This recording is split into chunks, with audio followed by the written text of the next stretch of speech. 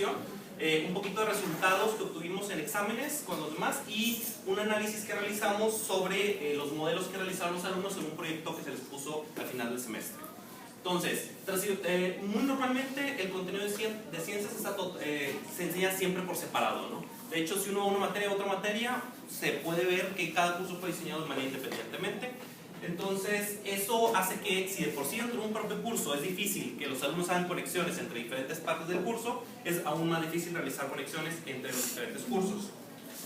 Anteriormente, hace unos 5 años más o menos, 5 o 10, ahorita de memoria no tengo fecha, se empezó a realizar cambios en la parte del currículo de matemáticas, usando fenómenos físicos para explorar los modelos matemáticos.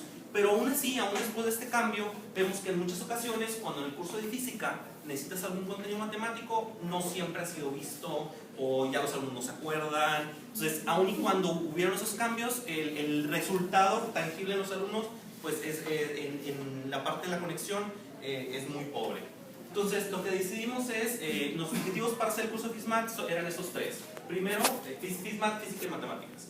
La idea era mejorar las conexiones entre física y matemáticas, asegurarnos de que eso sucediera, que fuera mucho más natural la unión entre ellas. Segundo, mejorar las actitudes de los estudiantes hacia la ingeniería.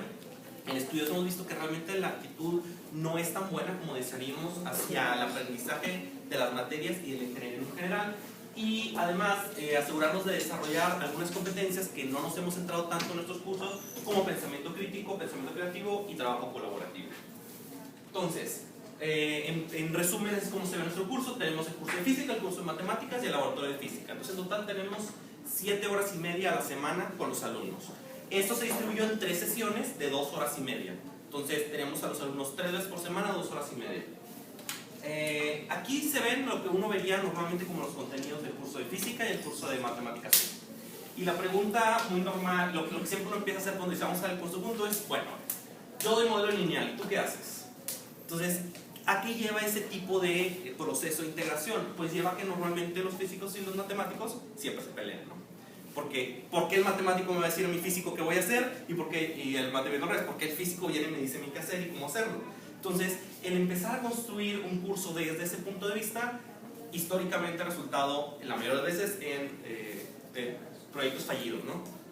Entonces, por eso decidimos recorrer otro camino diferente. Entonces, primero, pensar en, realmente, ¿para qué? ¿Cuál es el objetivo? ¿Qué quiero que aprendan de mi curso ambos maestros? Que eso sí se puede poner en papel bastante fácil sin entrar en conflictos. Y después, encontrar un marco de enseñanza que sea compatible con lo que se quiere hacer en matemáticas y lo que se quiere hacer en física.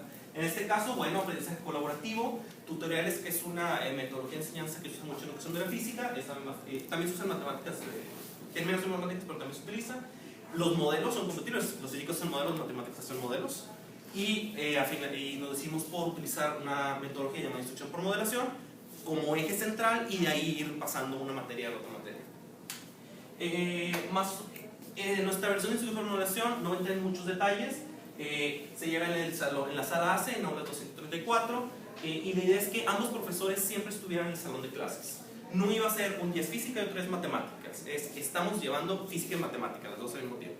Entonces, igual un día puedes comenzar con algo que parece mucho física y de repente en la discusión de la solución alguien propone usar una derivada y te quedas hablando de la derivada y tal vez solo es un problema de derivada. Entonces, ir jugando con los contenidos que realmente están muy conectados y utilizar esa conexión para saltar de los temas de una materia a los temas de la otra materia.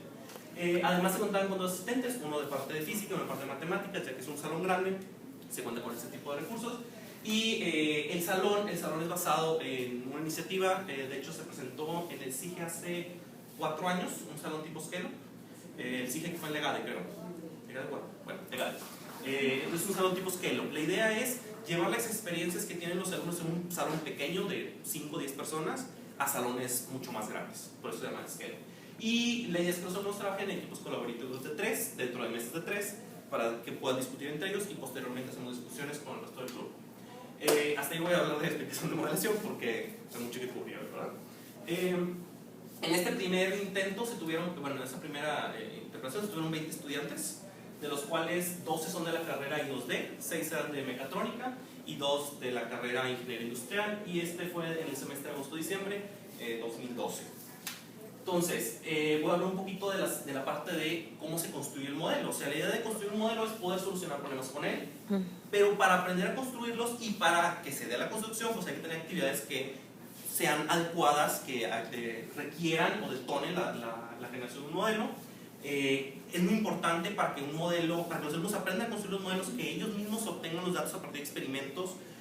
No es lo mismo darle el modelo al estudiante a enseñarle a que vaya construyendo modelos al estudiante. Y es muy importante la parte de análisis de datos. Y otra parte muy importante con un modelo es que hay una diversidad de representaciones, ir trabajando con diversas representaciones para poder construir un modelo cada vez más robusto. Aquí lo que les voy a presentar es más o menos cómo se vería en el trabajo final, que ahorita voy a hablar en unos 2 slides más abajo. Había 3 pasos. El último paso es el que les voy a presentar, pero este sería el resultado del modelo que uno necesitaría construir para sacar la constante del resorte para el proyecto específico. Entonces podemos ver aquí varias representaciones. Tal vez la más sencilla es un dibujo, ¿no? Un dibujo es una representación que es una parte de un modelo. ¿Qué más tenemos? Bueno, tenemos cómo se mueve. No se mueve. Ahí tenemos un dibujo de cómo se mueve, ¿verdad? Tenemos, por ejemplo, gráficas de energía. Podemos ver diagrama de fuerzas, que la energía se conserva.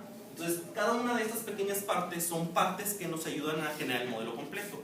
Y una cosa que es muy importante, y es algo en lo que nos vamos a centrar en la parte final del análisis, es, dependiendo de que todas estas estén correctas, le ayuda al estudiante siempre a tener una mejor respuesta. Entonces, si por flojera uno no hace esto, es más fácil que te equivoques en un signo. Y si por flojera no haces esto, es más fácil que te equivoques en alguna interpretación. Si no haces suposiciones, te equivocas en estas otras partes.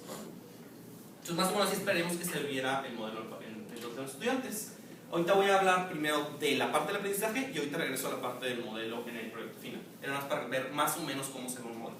Entonces, primero vamos a hablar de los resultados en aprendizaje académico en física.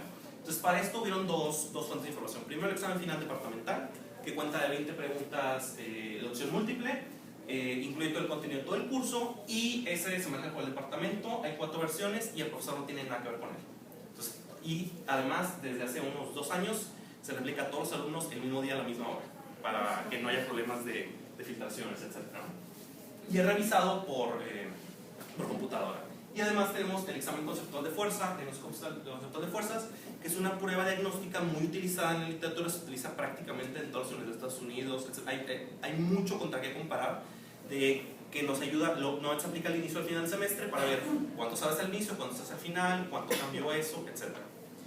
Entonces, al analizar los resultados de esto, tenemos que en el examen tenemos el grupo, dividimos la población de todos los alumnos de Física 1 en 3. Uno es los grupos Honors y el grupo de la carrera de Física, porque esos por lo general tienden a comportarse de manera diferente. El grupo en el cual estamos haciendo nuestra investigación y los demás grupos. Entonces, el promedio en el examen final de los grupos, en el grupo de Honors y Físicos tiene un promedio de 77, en el grupo de investigación 65 y en los demás grupos prácticamente 60. Entonces hay una pequeña diferencia. Al entrar a analizar, no fue significativa la diferencia, pero fue una diferencia notable. Mínimo, salimos igual, ¿no? No estamos ni significativamente por abajo, tampoco logramos estar significativamente por arriba. Luego, aquí está nada más como información el número de alumnos que tenía cada grupo, 20, 120 y 600. Y en el examen conceptual de fuerzas, aquí es donde se hubo una diferencia significativa. Los grupos Honors, ese punto 29 significa, ese grupo aprendió el 29% de lo que les faltaba por aprender, según ese diagnóstico. Entonces, estos aprendieron en teoría el 22% de lo que les faltaba por aprender, y el promedio de los demás grupos aprendió el 17% de lo que les faltaba por aprender. Entonces, en principio podemos ver que se obtuvieron mejores resultados en grupos de física, que los demás grupos de Física 1, sin embargo, aún no estamos a nivel de honores, ¿verdad? Y esto pues es un buen resultado, considerando que pues es la primera implementación. Ahora vamos a hacer lo mismo, pero en la parte de rendimiento en matemáticas. Para esta parte de rendimiento en matemáticas no hay un examen final departamental, pero lo que se hizo, se aplicó un examen final con los mismos problemas que se han aplicado en semestres anteriores. Entonces, se cubre el mismo currículo tanto en el curso de física y matemática junto como en la matemática normal, y se aplican los exámenes y se utilizan una rúbrica para revisarlos. Y el resultado de esto se ve de esta manera. Entonces tenemos el porcentaje de respuestas correctas en cada uno de los 8 problemas en varios grupos. El grupo experimental y grupos que creo que uno de esos es del mismo semestre y otros son de semestres anteriores. Y como se puede ver, en la mayoría de las respuestas correctas, quien más porcentaje tiene es el grupo, en este caso, experimental. Hay algunos que no hay tanta diferencia, entonces depende mucho del problema, pero como ahorita no hay tiempo de meternos a analizar específicamente los problemas, y tomando esto en cuenta, pues se puede ver que se tienen resultados en promedio mayores a los obtenidos en grupos anteriores y otro grupo dentro de ese mismo semestre, lo cual igual nos dice que es un muy buen resultado considerando que es la primera implementación. Ahora sí, vamos a la parte del proyecto final. Entonces, en la parte del proyecto final, el proyecto final es este, que es muy sencillo. Tienes una caja y un resorte, se estila el resorte y se suelta. ¿Qué pasa? Entonces, lo que tiene que hacer el alumno es construir un modelo que le ayude a representar qué va pasando con el resorte, y a partir de él, eventualmente, uno puede decir, bueno, pues al tanto tiempo está en tal lugar, pero eso es ya al solucionar el modelo. Uno necesita primero construir un modelo para eso. Y para eso se les daba de recomendación a los alumnos primero determinar la fricción entre el bloque y la superficie, para lo cual se necesita el modelo que vimos hace rato. Determinar la constante del resorte, que es un modelo que ahorita no voy a presentar por cuestión de tiempo, y a final de cuentas integrar estos dos modelos al modelo de la situación específica que se tiene, porque aquí se tenían bastantes incógnitas, por eso era necesario hacer primero modelos específicos para obtener partes de variables que no se conocían y luego poderlo juntar. Entonces, así es como se vería el modelo de la situación completa. Tenemos el bloque con el resorte, cuando se deja ir, tenemos los diagramas de fuerzas, por ejemplo, este se separa en fricción, se puede separar en componentes, y el resultado de hacer este modelo nos da que la aceleración de mi objeto va a ser esa pequeña ecuación que está ahí. Aquí donde están matemáticas, esa no es una ecuación lineal, esa no se puede despejar directamente, entonces nos queda una ecuación diferencial, que en este momento en teoría el alumno no la puede resolver, más que por un método matemático. Entonces aquí es donde se le recomienda, cuando lleguen a esos alumnos, que utilizar un método matemático para resolver esta ecuación, etc. ¿Qué es lo que nosotros analizamos? Bueno, comparamos los modelos que tenían los alumnos, tanto en sus presentaciones, porque eso se hizo en presentación, como en sus trabajos, para encontrar qué partes del modelo sí tenían, qué partes no tenían y qué partes tenían, se agregó la parte implícita, porque aunque no lo decían, aunque no tenían tal cual la representación, en la narrativa del documento se veía que sí se hizo. Y entonces encontramos estos patrones. Aquí se puede ver muy claramente que el que sí tenía todo, pues automáticamente llegó muy fácilmente a la respuesta correcta. Y cuando empezaban a faltar cosas, principalmente en el diagrama de fuerzas, todos estos que no hicieron explícitamente el diagrama de fuerzas tenían error residuo. Resultó que para ellos la fricción y la fuerza del resorte iban en la misma dirección, aun y cuando iban en direcciones contrarias, porque no fueron cuidadosos al representar eso. Claro, las ecuaciones las usaron correctamente, pero no tomaron en cuenta la parte de lo que estaba sucediendo. Y eso pasa cuando uno no es cuidadoso en cómo construir su modelo. Entonces, en todo esto, todos los grupos fueron capaces de proponer una ecuación bastante adecuada, pero hubo muchos equipos que se equivocaron el signo por no ser explícitos en sus representaciones. Entonces se propone que al ser más cuidadosos al poner las representaciones, por ejemplo en el diagrama de fuerzas es mucho más fácil evitar errores de direcciones, de signos al momento de luego solucionar las ecuaciones. Y como conclusiones, entonces, que el uso correcto de representaciones facilita el que el modelo sea correcto. De hecho, una parte de cómo uno puede saber si tu modelo está correcto es todas mis representaciones dicen exactamente lo mismo. Si todas dicen lo mismo, entonces puede estar correcto, ¿no? Si alguna dice algo diferente, algo ahí no tiene mucho sentido, ¿verdad? Los resultados en las pruebas que hicimos fueron iguales o superiores a los demás grupos, excepto grupos honores, ¿verdad? Pero esos son grupos que siempre hay que separar con cuidado. Y lo más importante de esto es el pensar en modelos y cómo física y matemáticas van a ir construyendo el modelo. Fue un acercamiento que funcionó muy bien para poder trabajar con los alumnos y que se integre de una manera más natural y sin pelearnos la unión entre los contenidos, y pues los profesores participantes disfrutaron la experiencia. Y